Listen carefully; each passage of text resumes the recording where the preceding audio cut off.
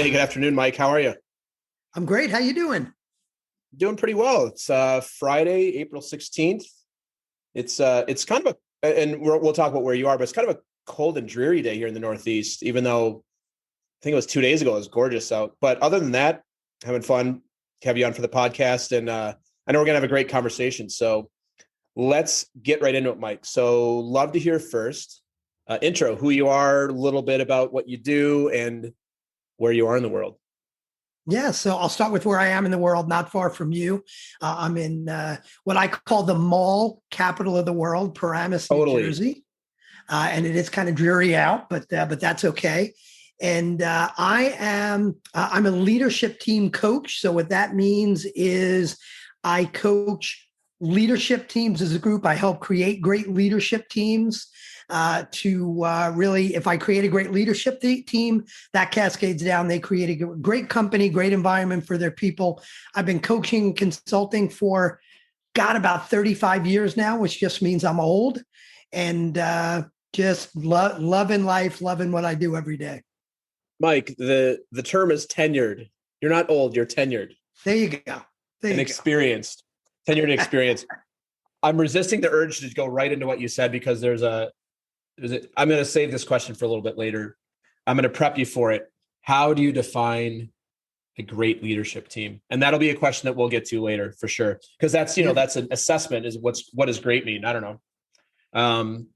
All right, Mike. Awesome. Yeah. So you're in the Northeast as well. Just for the audience to know, Mike and I know each other from a really great community that we're both a part of. We got connected through a mutual, I guess, friend / acquaintance. We had a great conversation about a month ago, and here we are on the podcast, which is, as I've said before with other guests, it's always a lot of fun for me to get to know people that I don't really know. So, Mike, glad you're here with me.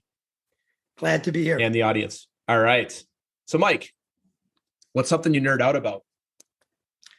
I love reading, but I'm going to be more specific in reading because there's a lot of people that like reading. And I go through phases with my reading, but I geek out, I nerd out about books on history. I love reading, and I tend to gravitate not always to biographies of presidents of the United States and political figures. So, Washington, Lincoln, Grant, Truman. I was so excited when the play Hamilton came out, although I thought it was the worst idea I had ever heard, is a rap play. What are you talking about? Yeah, terrible idea. Terrible idea. I had read the book that's based on, which is, I don't know, it's probably a 1,500-page book. It took me forever to read it. Amazing. Oh, you read it? Yeah, I think Ron Chernow. Yeah, Ron Chernow. But love the book. So I geek out on that kind of stuff. And not only political stuff, like Walter Isaacson wrote a great book about Steve Jobs a number of years ago. I'm reading his current book called Code Breakers, which is all about genetic editing and the folks involved there. So I geek out on the historical stuff. And now, even podcasts, like if you're a Malcolm Gladwell fan, he's got a great podcast called Revisionist History. Okay. Which is, I kind of binge. What do you call it when you're not binge watching? I binge podcast, whatever that is. Binge casting. Because he has, I don't know, it's probably like 6 or 7 per season, and I just eat that stuff up for a day or two, and then I'm done until the next season. Yeah, that's cool. Are you? So it sounds like you're a history fan, mostly about people. Mostly about people, but I find, and now, by the way, don't ask me any detailed history questions, because I'll say while I read a lot, I probably forget 2/3 of what I read. But I think that's secretly why I read so much. And I read probably a little less than a book a week. I think I read so much because deep down, I know I forget more than half of what I read. So I feel like to learn anything, I've got to read a lot. When probably the secret is I should be reading less and taking in more. But yeah, and I read a lot about people, but I think I read about people because to me, that's a great way to understand what the world was like at that time. So it's less that I nerd out about the person and more like what was it like to be in, Civil War and post-Civil War, America? Yeah. What was it like around the time of the founding fathers? I really nerd out on that stuff. Yeah. If you had to give me one name, what's the one person that you read about that you were blown away by their story that you didn't know beforehand? Like this just really was like, wow. Teddy Roosevelt. Teddy Roosevelt. I don't know much about him. Teddy Roosevelt what was the guy that started his life as a very sickly, weak kid and grew up to be, if you know anything about him, pre-president, president, post-presidency, was exactly the opposite of that. The strongest, the guy was shot in the middle of a speech and finished giving his speech. He's also I didn't know that. No, it's a man. And I probably read 3 or 4 books on him. And it's interesting, with all the books I read on him, it was just about a year ago that I found a quote by him that wasn't in any of those books, which changed my life. And I share it with as many people as I can. And it's comparison is the thief of joy. He said, I've heard that quote, but he said that? That's his quote. That's Teddy Roosevelt. I didn't know that. And I love it so much because I'm proud of a lot of what I've done in my life. And I'm sure we'll talk about some of it here. But as much as I've done and as much as I continue to challenge myself, one of the things I do all the time is surround myself with people who I'm inspired by, people who have done the stuff that I'm dreaming about doing. And that, a lot of obvious reasons for doing that. But the negative of that is it always makes me, as much as I accomplish, I look and I say, crap, I haven't done anything. Why aren't I'm not doing what they're doing. So I have to be careful, because while it's a good thing to surround myself with all those amazing people, if I'm not careful, that could also crush my ego.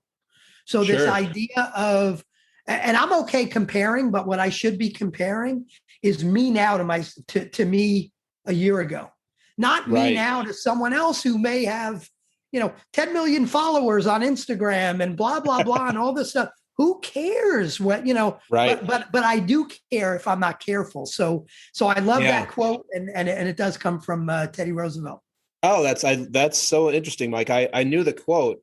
It's quoted a lot, but I don't know that I've ever seen that it was attributed to him. So that's interesting. Yeah. It's an interesting thing too, to think about the kind of work that you do and that I do. You're probably coaching people who have a lot more money than you, or they built multiple businesses, or they're like, hey, you call them and they're like on their boat, like at their boat, or they're like, hey, like I got it. And that must be an interesting thing, but you're one of their main support structures. And if you compare to like, hey, I'm supporting them and they're also money, fame, whatever the thing is that they care about or you care about, that must be an interesting dynamic. And it must be a good reminder of like, hey, it's not really about that. Because comparison is, and there's never been an easier time in the history of humans to compare each other. It's just so easy. It's all out there. And that was, as a coach, to your point, that was head trash for a little while. When I first really got into the coaching business and I was building the business, I tended to gravitate towards CEOs and leadership teams, frankly, that were not very good, because it made me feel good that I knew more than they did.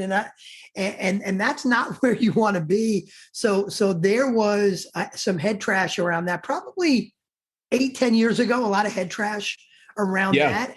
Now, I know that if you know how to coach, you could help anybody. I don't have to be more successful than someone to coach them, but that was a hard thing to get over.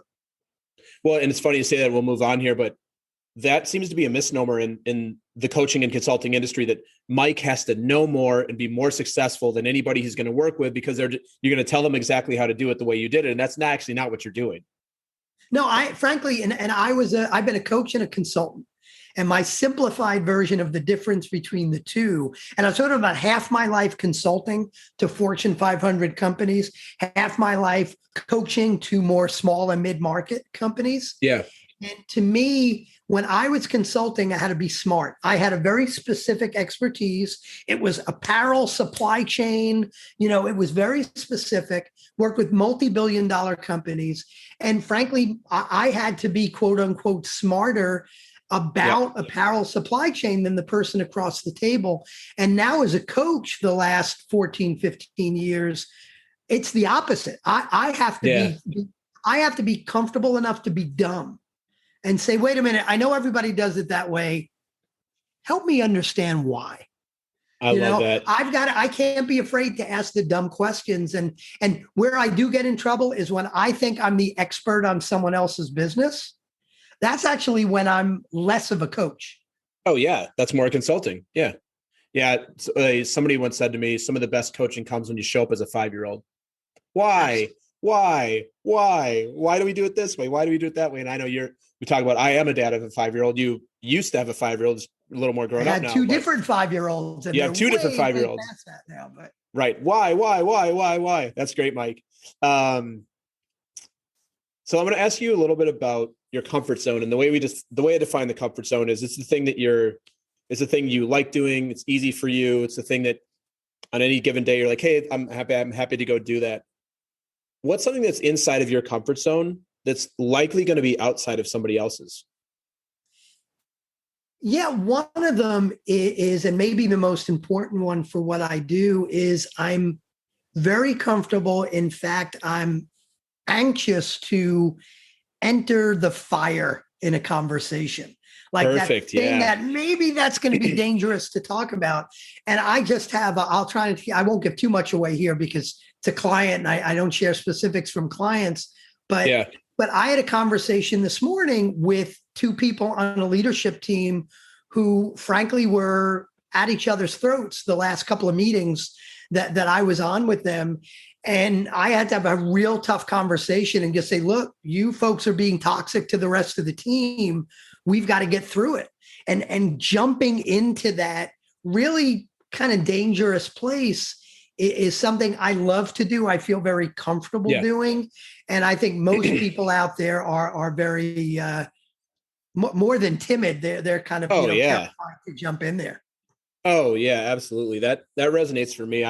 That's something I'm still working on. I'm a lot better than I used to be, but I don't mean to stereotype here for those listening from the Midwest. I'm from Minnesota. You don't get in the fire. The fire is not a place you go. You talk about the Minnesota Vikings, the weather. You talk about how things are going at a surface level. You don't go deep and you don't get into the fire. And that's also how I was raised. And it's nothing wrong with it. It's just the way like my family was. By the way, to absolutely stereotype, I was born in the Bronx, New York. So I grew up in the fire. So, so very different. Yeah. I'm always jealous of, and I don't know if it doesn't matter where your family's from, but I'm always like, what would it have been like to be raised in a Jewish or an Italian family where you're like sitting there, you're like, you know what, Mike, I don't like what you're doing, versus like, I know they don't like what I'm doing, but they're not saying anything. So I'm not going to say anything. There's no beating around the bush. And I did grow up in a Jewish family. I'm married to an Italian woman. My wife's Italian. I've been married to her for 30 years. And I will tell you a little side note, but this is very important to people listening, is that the biggest difference between the Jews and the Italians, right? So they're very alike in a lot of ways. And it's part of why you kind of brought them up together. Two differences. Number one, you put a uniform on a Jew and all of a sudden they know how to fight. The opposite for an Italian, if you know history. But more importantly for me is Italians know how to cook. Oh my God. I am so mad. I am so happy I'm married an Italian. My stomach doesn't look as good because of it. But man, they know how to cook. And my Jewish mom, not so much. Sorry, Mom, if you listen to this. Sorry, Mom. Sorry, Mike's mom. But it's the truth. Let's be clear. Most people would rather have a delicious, like big old bowl of pasta than like brisket's pretty good, but there is also some Jewish cuisine that's like, I'm with you. Yeah. I love gefilte fish, but probably not top on most people's list. Yeah, that's awesome. So Mike, what about on the other side of that question? What's something that is outside of your comfort zone that's going to be inside of other people's? Yeah, I think the thing that's interesting, and most people who know me really well are incredibly surprised when I say this because I think I fake it very well, is while I am very comfortable on stage in front of 1,000 people, 500 people, facilitating a group of 25 people or 5 people, and I look like I am so comfortable in my own skin with who I am. If I'm at, let's say it's a networking event, or maybe it's some kind of social event, going up and meeting and talking to someone one-on-one terrifies me. If I see two people in a group talking, and there are some people like my wife would do this, just walk up and inject yourself in the conversation. Yeah. And I look at those 3 people, and in my mind, they're best of friends, and they're not going to think I'm interesting at all. And boy. And I got much better about it over the years. One of the things I learned way back when I started my first business 15 plus years ago, and I said, I've got to get out there and start networking. It's part of what I need to do. I read a great book by a guy named Bob Burg, Burg. I think it was called Endless Referrals. And this is not a new concept for most people, but it was new for me 15 years ago. They said, I was always afraid I wasn't interesting enough. And what I read in that book is people don't care how interesting you are. They care how interested you are in them. Totally. And I said, oh my God, how easy is that? If all I have to do is be interested in other people and ask them some questions. And that's when I realized I could walk up to people, ask them like one good open-ended question, and they think I'm the most interesting person in the world. So I've learned, and it's gotten easier over the years, but that's still something I'm very uncomfortable with. And when people hear that, they're like, my God, you're on stage in front of 500 people. Like, totally. That's very different than meeting somebody one-on-one. Yeah, man, I have so many thoughts on that. So I have a lot of speakers on the show, like speakers like yourself that go out and do big events. I hear that a lot. That's actually very common. Like, I'm comfortable in front of a bunch of people. I'm comfortable speaking and presenting even on virtual over the last year, but one-on-one I struggle with. And I find that so interesting as to what the difference is. And I wonder if there's a level of you're kind of, there's almost like a status context of, as a speaker, you're kind of a celebrity for the moment. Like, even if you're not a celebrity in the moment, hey, I'm here to listen to Mike. He's on the stage. Mike has the mic. And so there's a status between like, I'm here to learn or be entertained or whatever your speech is about. And when it's one-on-one, it's more of an equal, like the context of equal footing. And that was, I'm just about to say it. You already said it. The funny thing is, all you really have to do to be interesting is just listen to people. Like, that's really it. How many times have you had a conversation with people like, wow, Mike is such a good conversationalist. And you're like, yeah, I spoke for about maybe 5% of that. As a coach, you're like, that was an amazing session, Mike. And you ask them like 2 questions and they spend 90% of the time externally processing. They're like, wow, I got so much out of that. Yeah, exactly. Yeah, I remember one conversation years ago when I first said, hey, this interested in people thing really works. Is I was at a networking event and all I wanted to do was like have my one drink and then go home. I didn't want to be there. And I strike up a conversation with someone and I said something really, really an intense question, like, what brings you here? Or something simple like that. And I asked a question, and maybe I asked one more open-ended. Maybe they told me what they did. And I said, oh, how'd you get into that? Or something. And they talked and talked and talked, and they were really interesting. And I listened. And at the end of, I don't know, it was probably 15 or 20 minutes, there was something going on where now we had to go listen to a speaker or something. So we had to end the conversation. And he goes, man, you're really interesting. Why don't we get together? And then he stopped and he hesitated and went, wait a minute, what do you do? And I'm like, that's great. And he wants to get together and thinks I'm interesting. I told him nothing, which was great. That was a great learning. Yeah, that's great. The last thing I'll leave this question on is I do a ton of networking. I'm the president of a networking chapter in the city. Well, we used to meet in the city. We're now meeting on Zoom and probably will be virtual for forever at this point. But I used to do a lot of in-person networking, and I'm not saying I'm the world's greatest either. I have my faults. I like to talk about myself. But one of the things that's so fascinating to me is when you sit down with somebody and for 20 minutes, they just talk at you and they don't ask you any questions. And I remember none of it. because it doesn't, like, I don't really like, you and I meet and you say, hey, I'm a leadership coach. I'm like, oh, that's actually what I do too. And then I ask you a few questions, you ask me a few questions, we have a great conversation like we're doing here today. It's going to be memorable. But you see these people in networking meetings and they network all the time and all they do is talk at people all the time. There's no questions. So one of the formats in my networking group is we have like our little elevator thing at the beginning. I try to keep it to 30 seconds. I'm like, hey, we're going to do 30 seconds. Half the people like love the 30 seconds. Half the people could not share what they do in less than 5 minutes, which I really question that. If you can't share what you do in 30 seconds and the problem you solve, you might want to take a look at getting more clear about it. But then we do a lot of like one-on-one breakout rooms, and the people in the group are really great, but we get guests that come in and they'll just talk at you for 20 minutes. I'm like, that is not going to have me enrolled and wanting to work with you, even if I need your service. Like, and I don't understand what the disconnect is. And I think the thing is that you said that, and the reason I'm bringing this up is I think it's nervousness. They don't know what to ask me. And I'm not saying you're nervous anymore, but you were probably nervous. It is. I can remember. So I was part of way back when I first started my business. I was in a BNI chapter. Sure. In New Jersey. The networking group I'm in, it's called Master Network. Same thing. It's a big network group. And there was a marketing guy who said, hey, why don't we get together for breakfast? I'd love to find out more about what you do. And I'm like, sure. And I know he's probably trying to sell me his marketing stuff, but hey, that's what you do. Let's get together. We'll share. Sure. And we sit down for breakfast. He literally pulls up a slide presentation. Now, this was slides that he was actually literally flipping through paper slides. Oh.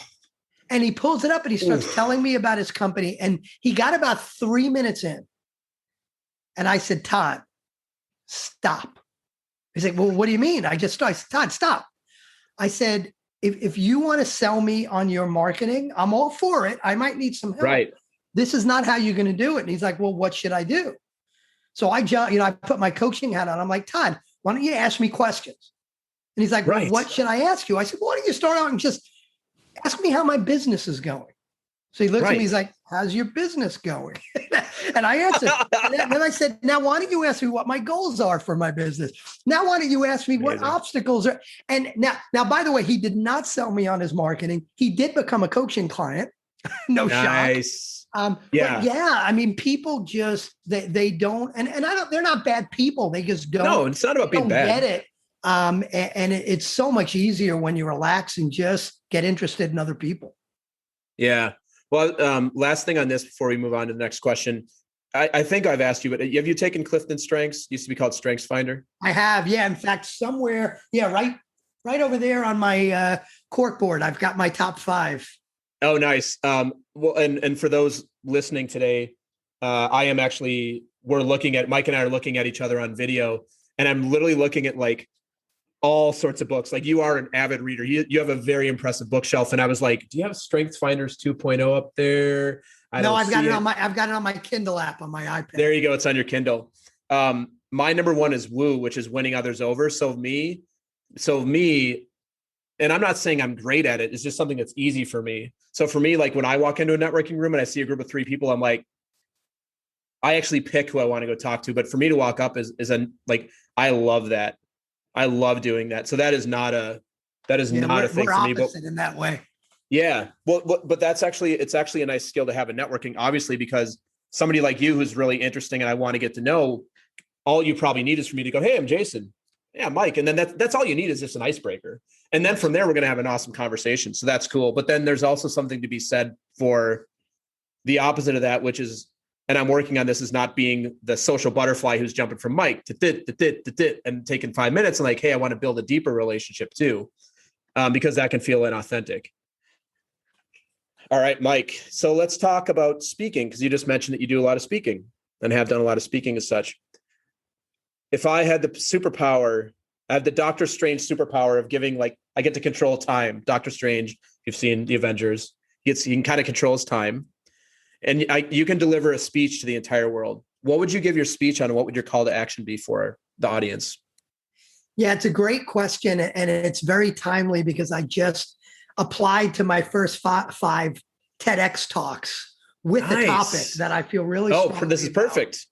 About. And it actually comes, it's something I learned, and maybe it's not fair to say I learned it because I have to it's one of these things I have to relearn every day. But I learned that I have a son who's 26 years old now, but has something called Asperger's syndrome. Yeah. Mm-hmm. For those, if anybody doesn't know what that is, it's kind of like a high functioning form of autism. And I went through probably 10 years of a hellish relationship with him when he was a kid because of my own mindset, not because of what was going on with him, but my own mindset. And that many other things taught me something that I call the law of positive intention, or the law of positive intent. And I'll start by explaining the law of negative intent. The law of negative intent with my son was he can do what he's supposed to do. He's just being a pain in the ass. You know, he knows every button to push and he's pushing them. Or simple situation that you've all probably been in. You're driving your car, some maniac cuts you off going 90 miles an hour. You see it, and you literally, I know for me, I picture in my head this maniac in his car laughing, knowing he is endangering other people. No, he probably woke up that morning saying, who can I screw with today? And now he's going to do it. I automatically imagine this negative intent on the other person. They're a jerk. I don't think for a minute for my son that he's going through hell and he's trying to do the best he can. That's right. I don't think about this maniac who cut me off going 90 miles an hour. Maybe he is rushing to the bedside of someone in the hospital who he's close with. Like, I automatically believe people have this negative intent. And what happens when you flip that switch and believe in this law of positive intent, which simply says, not that everybody's doing the right thing, because I think that's Pollyanna, but the law of positive intent said everybody is doing the best they can with the resources they have available. I love this. And if you believe everybody's doing the best they can with the resources they have available, instead of getting angry. And by the way, think about the polarized political environment right now. Oh my God, how important that is. You know, the Trumpers think, you know, the liberals are, you know, evil people, and the liberals think the Trumpers are evil people. Well, what if everybody was trying to do the best they can with the resources they have? If you believe that, and you ask yourself an empowering question, like, where am I projecting negative intent on someone who might just be trying to do the best they can? What it does is it opens up a world of possibility to say, wait a minute, what do they know that maybe I don't know? Or what do I know that may be helpful for them to know? What resources do I have that maybe they don't have, or vice versa? All of a sudden, instead of getting angry, it causes you to get really curious and want to ask that person some questions. And I think, you know, not to overstate it, I don't think you can overstate it. I think the law of negative intent has caused, over the last 1,000 years, most of the wars that are out there. Oh, absolutely. Divorces, think about it at work, about, you know, workers you have trouble with. So if I had 5 minutes, and I hope soon I have 12 to 18 in a TED talk, it would be about the law of positive intent. No, Mike, I love this topic so much. And this is something that is really present for me because of so I talked to my therapist. So I see a therapist I talk about on the show all the time. She was on my show last year, which is great. I had my therapist on. It's awesome. In a marriage, especially, what would be the difference if you assumed your spouse was actually trying to come from love, coming with the best that they have? And I think that, to me, the number one and number two place where this really plays out is parenting and in a marriage or a partnership. It's so easy to assume that, oh, this person's screwing with me. This person's trying to get me. They're trying to shank me. And I've really been working on this, and it's a challenge sometimes, because I think I am somebody who for a long time moved through the world with, oh, that negative intent. And I also came from the sales world, and I know you do a lot of coaching with companies and sales. You see this as a sales context, as buyers. You hear this, right? Buyers are liars. It's a common thing you hear in sales. Oh, they're going to try and screw me for the lowest price. Oh, they're just price shopping me. All these negative intent things. And some of that's true, but yeah, I love it. the last thing I'll say about this topic, and I'm excited. I hope you get on the stage, and I hope I get to see your speech because I'm passionate about this too. I've been doing a lot of diversity, equity, and inclusion work, and I just had a meeting in one of my communities this week where I'm in a community where we have some BIPOC, and then we have some white folks. Everybody can see what I look like on my website. I am quite white.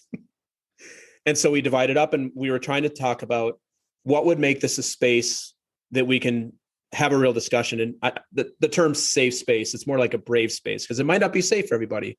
And one of the first rules is like, let's assume best intentions. When somebody offers something, they're offering something for vulnerability with the best they've got from the resources. And what would it be like instead of being triggered or being like disagreeing, like, oh, that person just maybe they're not as educated, or maybe they're actually more educated. So I think that's great. And I think you could easily fill up 12 to 18 minutes with that. Oh, the problem is I could fill up 2 hours. To get it down to 18 minutes is the hard part, but it's that's all the best challenge. Speeches, right? Yeah, that's awesome, Mike. Well, keep us posted. Maybe when I release the podcast episode, maybe we'll get to put TEDx speaker in your title as well. We'll see. It's going to happen. Yeah, that's awesome, man. Well, we're going to take a really brief commercial break, and we'll be right back after this. The Talking to Cool People podcast is brought to you by Jason Frizzell Coaching. Jason works with amazing people who are looking to find and develop their passion and purpose and create their journey to wherever it is they want to go. Check us out at jasonfrizzell.com, Facebook, or on Instagram. Jason loves hearing from anyone who thinks it would be cool to connect, to be coached, or to be a guest on our show. Email him at podcast@jasonfrizzell.com or DM him on Facebook and Instagram. And now, back to some more amazing conversation on Talking to Cool People. All right, Mike, we're back from the break. And now we get to get deep. Now I got some questions for you. Uh-oh. I got more questions. Yeah, it's going to get real vulnerable here. Mike doesn't know this, but the whole point of this is to make him cry. I like to make everybody cry. No. Well, if you cry, it's fine. With two coaches here, we're good. We're good to the motions, right? Yeah, if I need to, I'll poke myself in the eye and fake it. Me too. So, Mike, what do you want the audience to know about you? Yeah, another great question. I think what might be interesting to know about me is that my journey has not been a straight line, right? We love to plan, whether it's our personal life or our business life, and we imagine this straight line where things are just going to get better and better over time. I'm going to be making more and more money over time. My business is going to get better and better. My relationships are going to get better and better.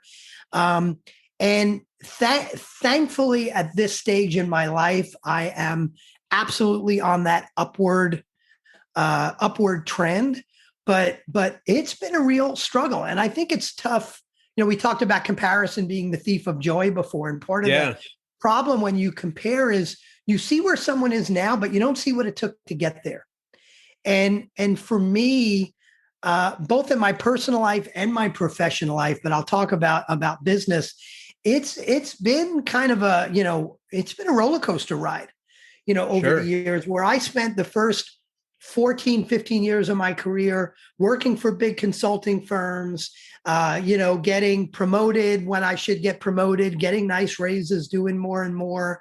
A lot of reasons why I got out of that business, decided to start my own business. My first business was a staffing and recruiting firm. It was part of a franchise. And it was a staffing and recruiting firm, and it was a franchise because as much as I was consulting for 15 years, I was consulting for like CIOs of Fortune 500 companies. I had no idea how to start my own business. So I started my own business. Frankly, it was the wrong business for me. It was a miserable, I hate to call it a failure because I learned so much, but let's be honest, it was a failure. Hundreds of thousands of dollars out the window over a few years. All of my savings out the window. I dug a real hole for myself and my family before I was able to turn it around. And it took a while for me to turn it around. Thankfully, I'd say the last 8 years or so has been phenomenal, but it is, it's a roller coaster ride. And I think at some level, I enjoy that roller coaster ride. At some level, I'm Yeah. always looking for what's that next scary thing that I can do. And that causes the roller coaster. And I may not love every minute of it because it does make it tough. But in the whole, it makes me a better person. So it's definitely been kind of a winding up and down road. Yeah. What's that saying? The overnight success that took 10 years or 20 years. I forget. I don't know if it's a famous saying or just saying it. I love that when people go, "Oh my God, you've done this so quickly," or "Oh my gosh, like this business." I'm like, yeah, y'all, like, do you, and for me, or, you do work with small, medium companies, even small, medium companies, they do not like go, you know what? I think I'm going to start a plumbing company and then like suddenly have 50 plumbers. It's like, it doesn't work that way. It takes years to build something. And it takes years And as a I think, solopreneur to build something. and this is, it's kind of cliche, but it's true. But the ups and downs, the failures, the challenges, that's where you learn. That's where you get better. I couldn't coach now the way I coach if I didn't have a company that failed and I didn't learn a bunch of things along the way. I think someone that goes in and they're lucky enough, if you call it lucky, that they just everything they touch turns to gold and they're successful. Number one, I think they don't appreciate what they have. So it doesn't mean they're happy. They could be miserable. They don't appreciate what they have. And that's why if you look at the sports arena, some I'm a baseball fan. If you've got a baseball player who was born with incredible talent and just was an amazing ball player, they make horrible coaches. The folks that make great coaches are the guys who played, but you never heard of them because they languished in the minor leagues for 15 years. And they had to get to learn and how to get the best out of themselves. I think it's that struggle that helps us grow. Yeah, this is. I think this is a good time to ask you the question that I proposed at the top of the show. So you mentioned you work with great teams. Also want to spend a few minutes. You're a published and successful author. I'm looking at your book behind you. I see it's framed and it's also on your bookshelf. Two of them. Yeah, it's really good. Maybe I'll just take a screenshot and use this for the marketing material. I'm like, there's two books. So yeah, I guess the first question I have for you, Mike, in your experience, what does make a great leadership team? And the second part of the question, I hate stacking questions, but I'm going to stack this because it's a two-part question. What, in your opinion, makes a great leadership team? And for those out there who are listening, who either are growing a team or are interested in becoming a leader or have people on their team, or they're on a leadership team and they maybe say, is this so great? If they're questioning if it's great, maybe it's not. For what makes a great leadership team? And for those who aspire to a great leadership team, what would you offer around that? Yeah. So to me, when I think about what makes a great leadership team, I think about some different levels of results, because I don't think it's about, they're a great leadership team because we all really enjoy being with each other and we have great conversations and that's nice. I could do that with a bunch of friends. It doesn't mean we're a great leadership team. To me, a great leadership team, number one, is they've got to have consistent and significant top and bottom line growth of their organization. Now, if you're a nonprofit, it may mean that you are, you're out there, getting, more donations or whatever you need to do. But number one, very simply, it's consistent top and bottom line growth. Number two, you are creating for your organization a learning, growing, fulfilling environment. So if you've got top and bottom line growth, but you're doing it on the backs of a bunch of miserable people, you don't have a great leadership team. You don't have it. Of course it happens. I've worked with some of those people, not for long, but I've worked with some of those people. Yeah. So number one, it's top and bottom line growth. Number two, it's the creation of a growing, fulfilling environment for your team. And then number three is you've got to be adding some real value for your community. And depending on the size of your company and what your company is all about, your community could be the 3-mile radius around your company. Your community could be the world, right? Right. But it's those three things. And by the way, the reason why top and bottom line growth is even in there, it's not, to me, one of the things I do with my clients is I help them figure out what their purpose is as a company. And of course, the CFO says, cut the crap. Our purpose is to make money. It's like, no. You make money because you're fulfilling some purpose. Money right. is a symbol of the value you're adding to the world. Money is important because it's the fuel that allows you to keep adding that value, right? If you don't have top and bottom line growth, you're not going to be able to provide an environment for people to grow and add that kind of value. Yeah. Because if I'm working for an organization that's not making any money, well, we're not growing. I can't grow as an individual and do more and make more and all the things I want. So the top and bottom line growth is there because it is important. That's fuel and that's a symbol of the value you're adding. So I think it's those three things is what, if you don't have those three things, something's missing. You may think you're a great leadership team, but you're not. And then I think your second question was how do you get there? How do you create?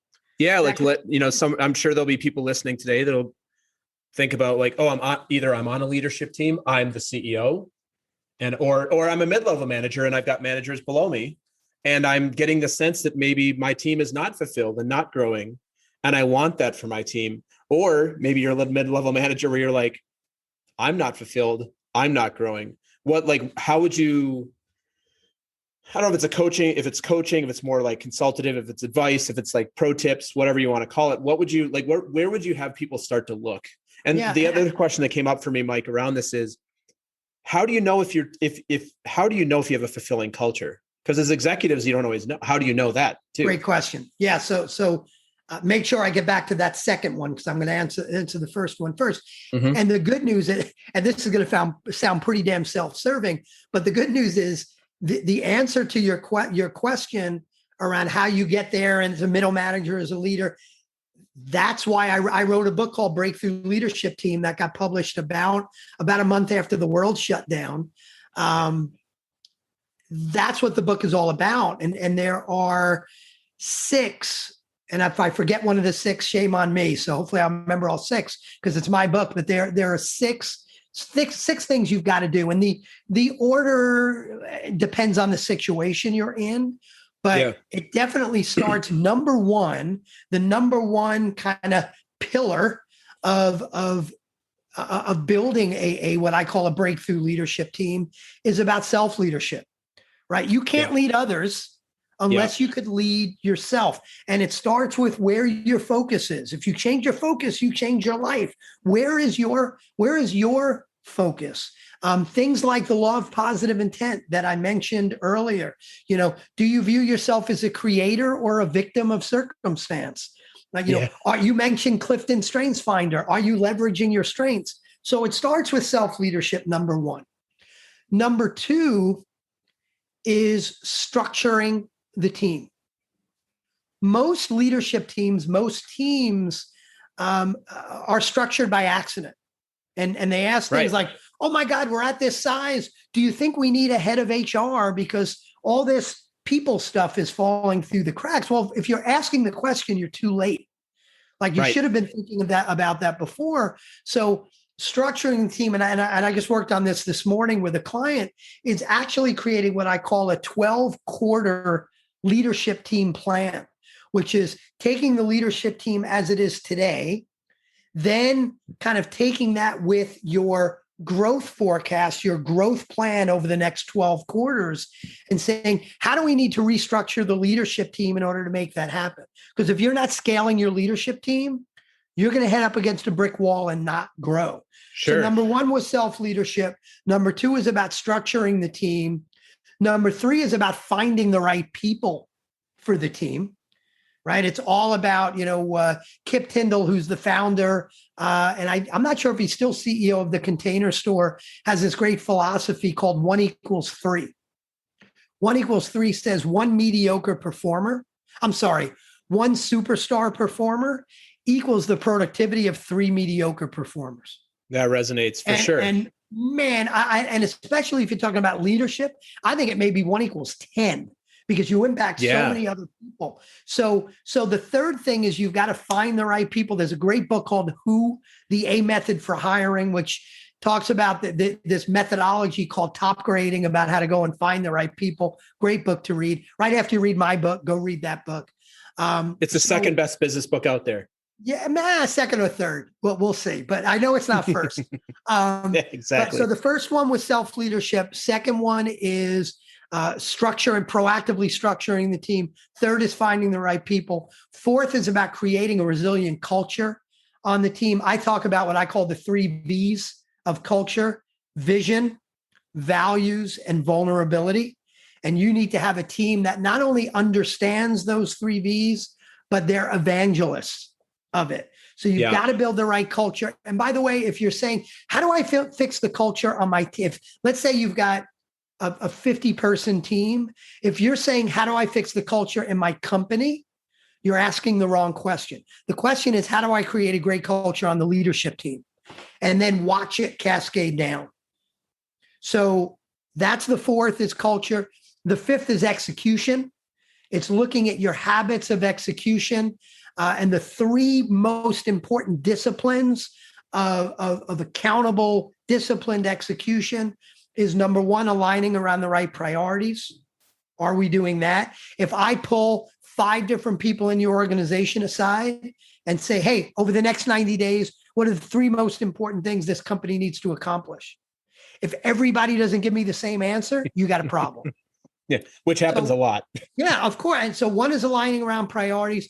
Number 2 is measuring what matters, is what are the right measures, both leading and lagging indicators of success. And the third one is, do I have the right communication and planning rhythm? If I'm not meeting daily, weekly, monthly, quarterly, annual with the right agenda for those meetings, accountability is going to die. So the fifth kind of pillar is execution. And the last one, and maybe I hesitate to say the most important, but I think it's the most important to me, is learning and growing. It's how do we make sure we're not saying, I got there, I now have this great leadership team, I've got a great leadership team. No. You never arrive. It's a journey every single day of assessing your talent, coaching your talent, developing your talent. What are you doing specifically to get better, learn, and grow every single day? So those are the 6 things. Beautiful, Mike. Thank you so much. There's a lot there. And I'm actually going to do something. I'm going to cut myself off from asking any more questions, because we'll be here till 7 p.m. Eastern. So what I'm going to say instead is, all you listening who thought that was meaningful, which I certainly did, go read the book. And I haven't read your book yet, but I will. And that's the kind of the core of the book, is my assumption, is what you just said. That is the book. And and if you love listening to my Bronx accent, it's available on audio. That was fun, sitting down for many hours and reading the book into a microphone. That was one of the hardest, most annoying things I've ever done. But hopefully it doesn't sound that way while you're listening. I think I sound very happy while I'm reading it, but only your listeners know I wasn't. Yeah, there you go. Yeah, that's a lot. It'd be a lot to read. Just to wrap on this whole thing, since you brought this up, I always think of people that do book readings for like these massive books, like the Harry Potter series. I'm like, that's a lot of work. I mean, I'm sure they get paid a ton of money, but man, that's a lot of energy to put out, is reading a book, especially fiction books. Like it's just so. And a little dirty secret that you don't realize is, while you're reading it, obviously the sound is very important. There's a sound engineer. I did it all professional. Yeah. And what you don't realize is sounds your body makes. Now, I'm not talking about the sound you think I'm talking about. It's not that disgusting. But my stomach was growling a little bit. And every time my stomach growled, the engineer was like, we got to do that again. We got to do that one. That's man. Amazing. He's like, it's like a kid. You're like, hey, Mike, do you need a granola bar or something? You sound a little hungry over there. That's funny. Well, congratulations on the book. And I can't wait to read it personally. It sounds like a great book. I love those metrics, and they sound much needed, because it sounds a little bit different and more people centric than some of the other books out there. That's more about the pure execution. There's most of what you had in there is something around people. something where the actual Yeah, people and themselves. frankly, the reason I wrote it is, I woke up one morning and I knew I wanted to do more public speaking. And I said, man, I'm going to have to write a second book if I want to do more public speaking. But frankly, I didn't know what book I was going to write. And I woke up middle of the night, splitting headache for some reason, and random thoughts are coming through my head as they typically do. And the thought, I always said what I do for a living is I help companies grow. I help people reach their potential, and all these different ways of talking about what I did as a coach. And it ran through my head that what I did is I helped create great leadership teams. And I said, oh, that's interesting. That is what I do. Not rocket science, but that's what I do. Yeah. And I couldn't fall back to sleep. And I said, you know what, if that's what I do, I probably should read a book about that, because I never remember reading a book specifically on that. I've read dozens of books on leadership and I've read books on team building, but the idea of how do you structure, build, continue to improve on a leadership team, I've never read that book. And I got on Amazon and I looked for hours and I couldn't find the book. There and it I is. said, okay, I guess that's the book I've got to write. And as a good business person, you're like, ooh, a niche for me. You get to be the trailblazer. Well, that's awesome, Mike. So congratulations on everything. Thanks for sharing your wisdom with me and with the audience on that. So now we're going to do the exact opposite. I'm going to have you ask me a question or two, and I'm going to share what probably not is going to be nearly as wise. So you dropped all this knowledge and now it's going to come to me and I'm going to sound like a fool, but I'll give it my best shot anyway. Cause that is something that is inside my comfort zone, is getting foolish in front of the audience. So Mike, what do you want to ask me about that I can answer? Yeah. So I mentioned before that one of the things I do with my clients is, try to have them discover what the purpose of their business is. What value would they add? What's their why, to use the Simon Sinek, kind of term. So Jason, for you, what's not only what's the purpose of your business, but like, what's your purpose in business? What's your purpose in life? And are they the same thing? Yeah, they actually are the same thing. I love this question. It's actually something I've never answered on the podcast, but I've thought a lot about it and I've been coached on. So I actually have what I think is a pretty clear answer. You'll probably be like, that was really unclear.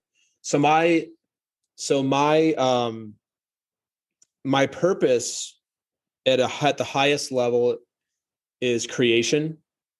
And what I mean by that is not necessarily creative creation in like artistic stuff. I'm not a good drawer. I'm not a good painter. I'm not a sculptor. I play some music. That's about it. But my purpose, I'm put here on this earth to create, and hopefully to create value for people, to create fun, and to create connection. And those are the things that I'm passionate about. And we're sitting on the perfect example of that.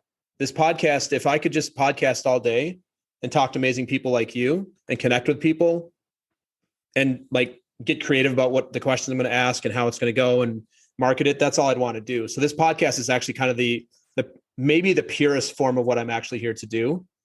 And that's it. So just to share this with you, Mike, and with the audience, people have asked me on the show, guests have asked me like, hey, why do you do this podcast, or how did you come up with it? I was on a podcast, the first one ever, a year and a half ago, almost 2 years ago now. And I'm like, hey, that was really fun. I think I want to do a podcast. I'm like, I don't know what that means. Like, I don't know anything about podcasting. I know it's fun. I listen to them, but like, what does it mean to put one together? What does it mean to do it? And I created this whole podcast in about a week, meaning that I went from like, I know nothing to technology stack. What am I going to ask my guests? Who are my first 20 guests going to be? And I did that because for me, like when I'm in pure creation mode, that's when I can do almost anything. And for me, creation mode also is not thinking mode, meaning that I'm not overthinking it, where I actually get out of my purpose and get into more of the, as coaches, or, it's like the overthinking that gets, well, I don't know. It's like is anybody going to listen? Is the audio quality going to be like all the details of like, kind of matters, but not really. And so my thing is creation at a highest level. And the purpose of the creation is for me to have fun, for me to connect with people. And the last thing I will add to that I didn't say is I am also very committed to excellence. And I view excellence as what you said. Like, to me, excellence is growth. It doesn't mean that I'm going to be excellent at everything. and relating it even to Clifton's strengths, it doesn't mean that I want to be excellent at everything. I could care less about I hate accounting. I like numbers, but I hate having to do back end number type stuff. I never want to be excellent at it. I don't like it. I'm never going to like it. But what are the things that I already love doing? What are the things that I can lean into that I want to be even more excellent at? And for me, that's all about the growth. So the 3 things I'm committed to are fun, connection, and excellence. And the way I get there is through my power of creation. Love it. Thank you for answering that. And you said I'd probably tell you it was unclear. I'm not going to say that at all. That was crystal clear, and it drove you to create this podcast, which I'm thankful for, because this is great. Yeah, and create my business too. I mean, you asked about in my business, I get to create at a high level. I get to create relationships with clients. I get to create clients, right? Like there's people that I talk to that are not my clients who become my clients. So I'm actually literally creating clients. It's what happened with you. You said in the story of the marketing slide guy. We'll call him the marketing slide guy. I get to create possibility. Like you said, I get to create possibility, not create it. It's there, but I get to create people to see that possibility, get to create tangible outcomes. Like I just had one of my clients. She just got a job at Coinbase. It's a pretty exciting thing for her. You know, that's a great place to be right now. Get to create new opportunities, get to create new forms of wealth, get to create new artistic endeavors. And I'm not saying I create that for them, but I get to be a channel and a conduit to help create that. So really cool question, Mike. That was, it's funny because I knew the answer because I've actually been coached on it and thought about it, but I've never answered it for anybody besides my coach. So I was hoping you knew the answer, because if you didn't, you might have to edit that part out. No. It's funny you say that. I've only edited about 5 minutes out of any episode ever. And this will be my 74th or 75th recording. So I probably recorded 85 to 90 hours of podcast. I've edited a total of 5 minutes out, including myself. I just want it to be a real conversation. Like you and I are having a drink or some gefilte fish or whatever.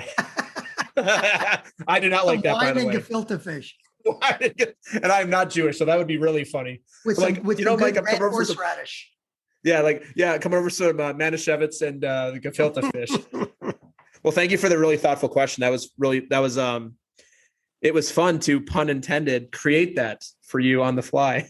All right, Mike, back to you. So what are you passionate about besides baseball? Or actually we can talk baseball. I'd love to talk baseball. I'm a diehard Twins fan. So it's 91 is the last time I've had any sort of glory. We've gotten beat. Well, are you a Yankees fan? Of course. I grew up in the Bronx. You're from the Bronx. Yeah, of course. Yeah. Do you know the Twins have lost, I think, 18 straight playoff games, and like 11 of them have been, or 12 of them have been to the Yankees in the last 20 years? They haven't won a playoff game since 2002 or something. Sorry, we had to do. My wife laughs at me. I'm sure you are. Baseball, or maybe it's college basketball. I watch a game, and when the team won, I say we won. And when they lost, I say, "Oh, those guys played a bad game." So when I say we won, my wife is like, "What did you do? What do you mean we won? You were sitting on your recliner. What do you mean we won?" You're like, I'm sending them good vibes, man. Yeah, I helped. Yeah. So you were asking what I'm passionate about. For me, it really is learning. Even on the weekend, I have nothing to do. I'll listen to a podcast to learn something, or read a book to learn something, just for fun. And probably the best story of that, of just doing something to learn, is I don't even remember what book it was. Like I said, I forget 2/3 of what I read, but I read a lot. And I was reading a book. I'm 56 and I was 49. And I'm reading a book, and the advice I got, one of the pieces of advice I got from the book was, you should always find something to do that scares you. Totally. So that's interesting. I like that. I have this phrase I use a lot about finding the next dragon to slay, doing something scary. I love that. And I was always the guy around the kitchen table as a kid, hanging out with friends. I was the guy people go, "Oh, Mike, you should be a comedian." Now, I know they didn't really mean that. It was just their way of saying I was kind of funny. And I said, you know what? I want to do a whole bunch more public speaking so I can justify this, because it'll make me better. But I'm going to take a course in stand-up comedy. So I had just turned 50 by the time I took and I remember this because a lot of the routine was about turning 50. I just turned 50 and I did a course where I actually had to get on stage. There's a very famous comedy club called the Comedy Cellar down in the Village in Manhattan. Wait, you got on at the Comedy Cellar? Yep. I was on stage at the Comedy Cellar doing 7 minutes, a 7-minute. Now, by the way, it wasn't me on and Seinfeld was next. It was me and a bunch of people who took this stand-up comedy course. But still amazing. We did have a room full of people. And I had to get on stage and do my thing for 7 minutes. And I wasn't quitting my day job. But it was great. Made people laugh. And that sounds awesome. I got to, do something that I'd only kind of dreamt about, but I did it just because it was something new to learn. So I'm just passionate around learning new stuff all the time. I have, I think you're going to hate me here, Mike. We don't really know each other that well, but I think you're going to hate me. I have a question for you and I have a request of you. And I think you might know what's coming, or maybe you don't. Go ahead. Well, so my question is, where is Lerner on your Clifton Strengths? Is it in your top 5? Good question. Learner is Maximizer is number 1. Learner is number 2. That makes total sense. Yep. You know my request. You already sniffed it out. Do you remember any of the jokes that you can tell right here, right now? And if you don't, it's totally fine. But I would love to hear it. No, but you know what I'm going to do? I'm actually going to tell you a joke that happened after that. Please. Yes. Did you write this joke? By the way, I'm not the kind of guy that tells jokes. It was more funny situations. So it may observational not come comedy. As well. But so my talk was about getting older. And some of it was kind of blue content. And I won't repeat it, some of that here, but about, so some of my friends couldn't make the show. So it was videotaped. And I put out on YouTube the videotape so I could send a link to friends that could say, hey, watch my comedy routine. Yeah. And now it's months later, and I go and meet a prospect, a husband and wife team that ran a small company. And I walk in and introduce myself, shake hands, and he says, oh, Mike, I saw your video. And I said, oh, which video was it? Was it the one where I talked about goal setting? Was it my video on... on creating a great brand? And, I thought he's watching one of my business videos. He goes, no, it was the one where you talked about your gray pubic hair. And I went, oh my God. That's amazing. So the punchline, now, of course, that video, don't try to find it. It's not on YouTube anymore. But the punchline is that was about 5+ years ago. They are still a client. Of course today. They are. Because you're a good human. And I say this all the time about coaching and consulting and all these things. Yes, we provide a ton of value, but nobody wants to spend time with people that aren't fun to be around. Like, why would you pay Mike a bunch of money and then be like, well, I know I'm going to get some value, but this is going to be a miserable 2 hours. Like, you want to have fun with people. Like, I don't know anybody who doesn't want to have fun in some way, shape, or form. And if they don't, I probably don't want to work with them because I'm not going to be the good coach for them. So I should probably put that video back on my YouTube page, but it does get kind of raw in places. So probably not. It's so good.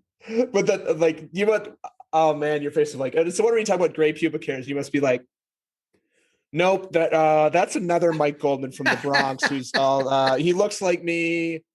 I get mistaken for him all the time, but yeah, I'm not surprised. I actually did when he said that. I walked into the office, wife is sitting down, husband gets up, shakes my hand. He said that, and I just went, thank you, good night. And I turned around and started to leave. I mean, honestly, I'll say it. I would not be surprised if they were very endeared to you already. I think there's something really cool about, here's a badass business dude who can help me generate profit, be better leaders. But he also does stand-up comedy at the Comedy Cellar. Like you said, I've been to the Comedy Cellar 100 times. I love the Comedy Cellar. Yeah. I know for somebody like me, like I would probably hire a professional because they did stand-up at the Comedy Cellar. If they were like good at what they did, they don't have to be the best, but if that's a skill they have, I'm like, that's just somebody I want to spend time with. And also it says a lot about who you are to get up on the stage at the Comedy Cellar in front of a bunch of people. Not that age even matters, but to just like have the wherewithal to go and just do that. It says a lot about who you are, because I don't think a lot of people would do that. No, and it was one of the hardest things I've ever done. And I thought it was going to be easy because I was always funny, but I'm funny in a way, like I react to situations, not telling Sure. jokes. So I Yeah. was always funny, and I'm up in front of people all the time. It's part of what I do. Sure. But this is different. This is so much different. And I remember distinctly the walk to go on stage right after the guy introduced me. And I had my notes in my back pocket, but certainly I didn't want to look at my notes. And Sure. I'm halfway up to the stage, about 10 seconds away from starting. And I thought, I don't remember anything I'm supposed to say. And of course, I grabbed the microphone, started talking, and it came back to me. But that was one of the scariest moments of my life. Yeah. Thanks for sharing that, Mike. I'm going to promise you one thing right now. When your episode comes out here, and it'll probably be in May, I will definitely reference this story in the show notes. I will not reference the punchline. You all have to listen, which you've already listened now, but I will definitely reference. And I think I'm going to say something like, because in my show notes, I'll always have like 3 items that we talk about. It'll be something like, Mike shares the secret to winning high-end coaching and consulting clients, and it's not what you think, or something like that. There you go. I like that. That's great, Mike. Well, thanks for sharing that. What's the thing you're most proud of in your life? I think I talked earlier about the struggle that I had when I started my first business, and the financial hole that I dug for my family that took us a while to get out of. I think most people would have quit. Most people would have said, hey, maybe this entrepreneurial stuff isn't for me. I spent the first 15 years of my life working for other people. I can go back and do that again. Let me go get a job. And I think 9 out of 10 people, maybe 99 out of 100 people would have done that. But I had, and frankly, it's not just about me. I built a support system around me of other people. Number one being my wife of now 30 years, who was so incredibly supportive, and in any minute could have said, hey, cut the crap and get a job. Yeah. What are you doing? And she did the opposite of that. She was so supportive. I'm proud that I stuck with it. And we went through, the 3+ years, I would say about 7 years of financial hell there. Which, and it's easy to look back at the financial hell and go, well, that was fine because here's where I am today and I'm very successful. Right. When you're going through that financial hell, you have no idea whether there's a light at the end of the tunnel. Or if you do see that light, what do they say? Maybe a train coming in the other direction, right? So the fact that I stuck with it, I am so not only thankful because I absolutely love what I do every day. And I never thought that I would have this level of quote unquote success, whatever that means for you. For me, sure. I never thought I'd have this level of success. I'm proud that I stuck through it and thankful because I could have given up, and I think I would have wound up in a place that is very different in a negative way, very different than where I am today. Yeah, you probably wouldn't have been on stage at the Comedy Cellar. You would have been a managing director or maybe even a partner at a big consulting firm and working 80 hours a week and miserable.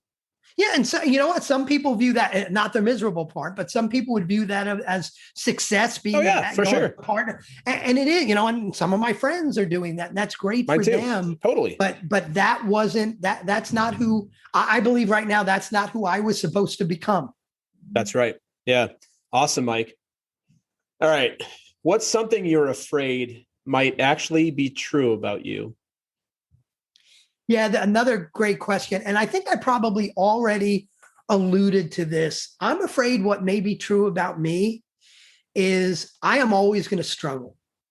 I'm always going to struggle because of what I've already said. I always want to do that next scary thing. I always want to find that next dragon to slay. I sat with my wife 2 years ago and showed her my plan for my coaching business. And I won't share numbers with you because it's not appropriate, but there was a plan that said in 3 years, where we were going to get was something we had never dreamt of. And my wife's like, oh my God, when we get there, we're going to take the family on a trip. We're going to do these things. And I kind of shook my head and went, yeah, but I can get there just by doing the same thing I'm doing, just doing it a little better. And I'm afraid I'm going to get bored. And if I get bored, I'm never going to get there. So I needed to find that next dragon to slay. And for me, it was about, I'm going to build public speaking as a significant revenue stream in my business. And then it was, well, in order to do that, I've got to write my next book. And by the way, I'm an author of 2 books and I hate writing. So that's not an easy thing for me. So you're giving me hope because I hate writing too. Yeah, I hate it, but I love having written. So for me, I think the good and the bad of it is no matter where I am, I create the struggle, and the struggle doesn't always feel good. There are times in building now this speaking business and having to build a personal brand, which is, Jason, how you and I have kind of, exactly, another organization, met each other, having to build a personal brand and getting out there and building a speaking business. That's new stuff for me. And I know it's the right thing. And there are times I love it. There are times it scares me to death. There are times it frustrates the heck out of me. And by the way, as soon as I get quote unquote successful doing this, I'll find something else that's going to be hard to do. So something I'm afraid to admit is I will probably struggle till the day I die. Yeah. But I know that's a good thing. Yeah. Well, and so this question, I have a second part of the question, and it's interesting because sometimes the guests answer it, which you kind of did. Sometimes guests will be like, oh my God, I didn't know that question. And I have had one guest who denied it. So the question is, what do you do to compensate for your fear? And you kind of answered it. You're always looking for the next dragon to slay to prove that they get a psychological thing. And it's not a bad thing at all. You're afraid that you'll always struggle. So the thing that you do is it sounds like you actually, in a way, psychologically prove to yourself that you're always going to struggle by taking on the next thing in a way, but I also see it as for you, it's more of a positive. It's more of it doesn't always feel that way, right? Sometimes it's tough. It's more. And the other thing that doesn't always feel that way, which is a big part of it, and I mentioned it earlier, is I have done, I think, a very good job of surrounding myself with an incredible support system. I have 2 mastermind groups. I have a CEO master, me and 11 other CEOs that get together once a month. None of them are coaches other than me, and we just help each other. I've got a mastermind group of me and 3 other coaches who support each other and inspire each other and kick each other in the ass and pat each other on the back with our coaching business. I've got a wife of 30 years who, as I mentioned, is incredibly supportive. I've got 2 coaching organizations that I'm a part of. I'm now a member of the National Speakers Association, and I was just asked to be part of the board of the New York City chapter. And again, that's helps me, but that's also part of the struggle too, because I surround myself with people who I aspire to be. And sometimes that's a real kick in the ego, but all of that is such an important way to deal with it. Yeah. I was sharing this I recorded another episode of the podcast at noon today, and I was telling you a little bit about it. And I was and it's a good friend of mine, and we were talking about this question, and I've had one guest, and I think you'll think this is hilarious. They're like, yeah, I don't think I do anything to compensate for that. And I'm like, you may want to take a little bit further look. Do you know anything about psychology? Like most of our motivations are from the things that we are scared of, including about ourselves. Like that's really what drives almost everybody. Yeah. So I didn't challenge him on the episode, but I was like, you may want to think about maybe, I don't know, seeing a therapist or hiring a coach, or I don't know. I was going to say he should be a client of yours right now. Exactly. I can't remember who it was exactly, but you may have been a coach. But I'm like, you might want to take a little bit deeper look, buddy. That's funny. Awesome, Mike. So we're going to start to wrap up here, and I have a couple more questions for you. So the first one I have is, how do you see the world? And you've been alluding to this throughout, right? Like the positivity. By the way, I was going to ask you, is positivity in your top 5 for Clifton Strengths? No. I'm looking at it on the wall to make sure. No, it's not. Yeah. All right. I'm just going to ask you right now, because I'm curious. So you got maximizer, learner. What are your other 3? I've got maximizer, learner, achiever, focus, and input. Got it. That makes a ton of sense. Makes a ton of sense. All right. So Mike, how do you see the world? I see the world as a very friendly place, right? And I say that because I think so many people I know just see the world as this evil place that you've got to get through, and the world is going to knock you down because the world is a bad place. And yeah, the world knocks you down, but I think every experience we have helps us. I think there's a purpose in everything. One of the exercises I've done, and one of the things I do with clients, is have them take a hardship they're going through today and imagine it's 5 years from now. And imagine 5 years from now, you're looking back on the hardship. Like I look back on my failed business and I say, thank God that happened because I learned so much. And that wasn't the right business, but I learned what the right business was for me. Now I can help others that are struggling because I've been through it. It's hard to do that when you're going through it. But what I ask people to do is project yourself out 5 years from now. And this was great to do during COVID, right? Yeah. All these right. hardships we're going through. Project out 5 years and imagine, not that you're thankful for COVID, because I think when people say that, that's silly. We most of us know people who have died. We're not thankful. Yeah, totally. But if you look back on this period of time and say, you know what? If that didn't happen, I never would have become X, or I never would have done Y. What is that? Figure that out now. Don't wait 5 years. Figure it out now and then be proactive. For me, why did I write my book? I wrote my book so I can get on stage and do more public speaking. What happened a month before I published my book? Every stage in the world shut down because of COVID. Yep. So I looked at it and said, okay, I'm projecting out 5 years. What is it? Well, 5 years from now, I'm going to say, this helped me diversify my business and create a stronger business. So what I did is I took the book and I created an online course. I took the online course and I expanded it into a whole learning portal for my clients. I took the learning portal and I created another 2 levels of my coaching that I never could have created before, which ultimately is going to allow me to have a much more scalable, successful business. So I believe it's a friendly place. I believe there's purpose in everything that happens to us. We just have to take the time to really get that. Yeah. Nice, Mike. That is awesome. How can the audience find you?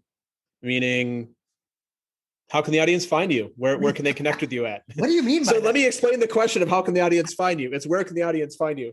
And you can share your home address if you want. But exactly. I was going to say, you don't need to explain a simple question like, how do you see the world? But how can we find you? That one needs explanation. Yeah, definitely.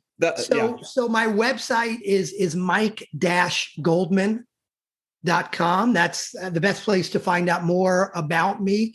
My book is called Breakthrough Leadership Team, not Breakthrough Leadership, but Breakthrough Leadership Team. And that is available on Amazon, as all books are, either paperback, Kindle, Audible. The other thing I'll point you to, and it's on my website, but if you go to the blog on my website, which is mike-goldman.com/blog, every week I put out another, I'd say it's probably 3 to 7 minute video every week with what I call a breakthrough idea. On there, you could also subscribe to that blog. Yeah. So when it comes out, you get an email with that video. That's probably the best way to get, if you got any value out of this discussion, you want to learn more about what I do or get some other ideas, that blog is probably the best way to do it. I like your self-limiting talk. If you got any value out of this discussion, if you did, or if you're just here after an hour and 20 minutes of listening to Jason and I, and you got zero value.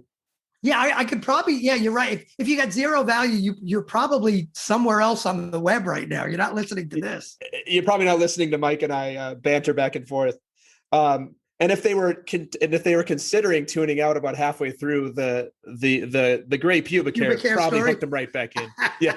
Again, the power of comedy. You're like, we can talk about leadership and coaching and stuff all day, but that's funny.